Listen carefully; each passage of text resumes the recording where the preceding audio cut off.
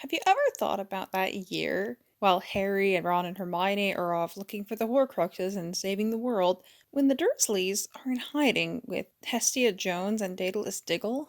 Like, Harry says goodbye to them, it's really awkward. Dudley makes his famous comment about, I don't think you're a waste of space. And Petunia looks like she wants to say something, she doesn't, and then we never see them again. J.K. Rowling has said that Harry and Dudley make an effort to let their children get to know each other and to be on cordial terms. She hasn't said the same about Petunia and Vernon.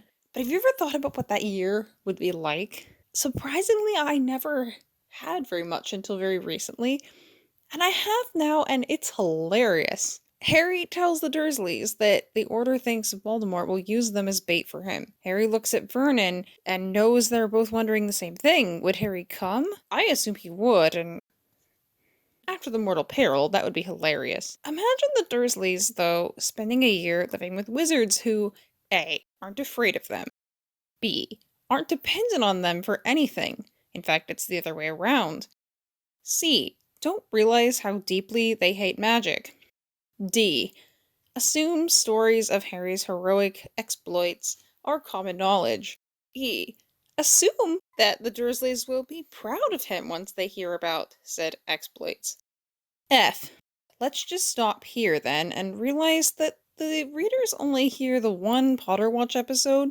We have to assume that Dedalus Diggle and Hestia Jones would definitely want to listen to it on a regular basis. This program would include Fred and George, twin sons of the guy who demolished their living room, and the people who fed Dudley the Ton-Tongue Toffee, making puns about stuff the Dursleys don't understand.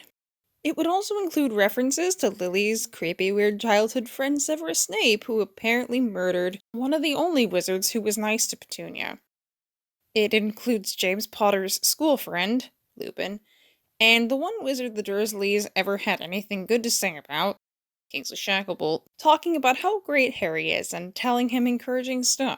It would include reports on the deaths and disappearances of a lot of people they don't know with funny names. It would include theorizing about whether Harry is dead and discussions about he is the most wanted man alive. And just imagine the Potter Watch program on the night of May 2nd, 1998. Broadcasting from Hogwarts, both jubilant and heartbroken, half the regular contributors dead, talking about how Harry sacrificed himself to save the world and somehow came back alive. And oh yeah, Snape was a hero after all because of his enduring love for, or let's be honest here, obsession with, Petunia's long-dead sister. Would the Dursleys reach out to Harry at this point? Invite him to come to Privet Drive and pick up his stuff?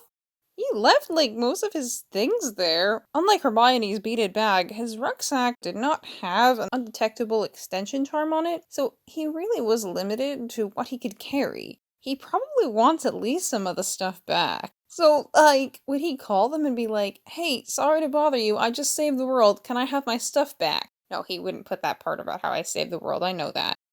If any of you listening to this have additional thoughts about what you think went on during that year, I would love to add them to my headcanon.